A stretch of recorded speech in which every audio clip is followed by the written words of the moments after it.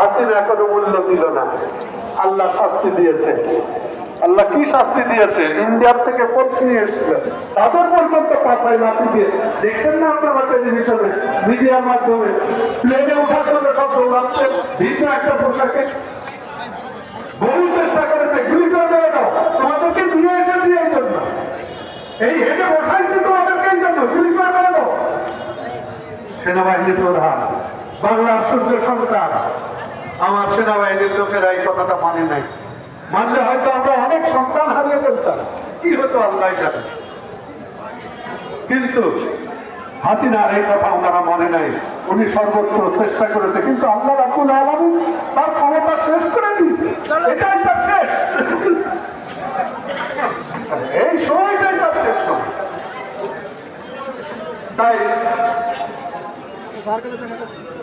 কোন দেশ বা জাতির কর্ণধর আল্লাহ বিনা ইশারায় হয় না। আল্লাহ তাকে বানাইছিল, আবার ঘাড় ধরে তাকে নামাই দিয়েছে, এমন ভাবে নামাইছে লজ্জা লাগে শুনলে। বাংলাদেশের প্রধানমন্ত্রী পালিয়ে গেছে। এই লজ্জাটা। আমি আমার কথা শেষ করছি।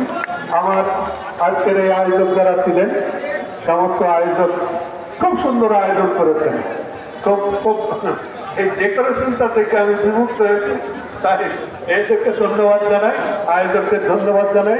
খুব সুন্দর মিটিং করেছো তোমরা, এর জন্য ধন্যবাদ জানাই। শরীরটা খুব একটা ভালো না।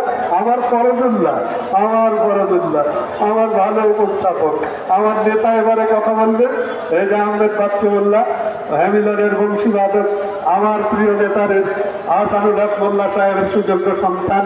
আমরা চাই আল্লাহ রাব্বুল আলামিন তার মান ইজ্জত বৃদ্ধি করুক, এবং আল্লাহ রাব্বুল আলামিন আমরা সবাই তাকে সহযোগিতা দেব ইনশাআল্লাহ। যারা গুটি কয়েক লোক, এদের কোনো অস্তিত্বই নাই। এমনকি মোটরাপুরে আমাদেরই একটা ছেলে আছে, দিক ফিরে আসো বাবা, ফিরে আসো, তোমরা ফিরে আসো। যারা দিক পরিবর্তন করেছে ফিরে আসো, কোনো লাভ নেই। দৌলতপুরে তোমাদের কোনো জায়গা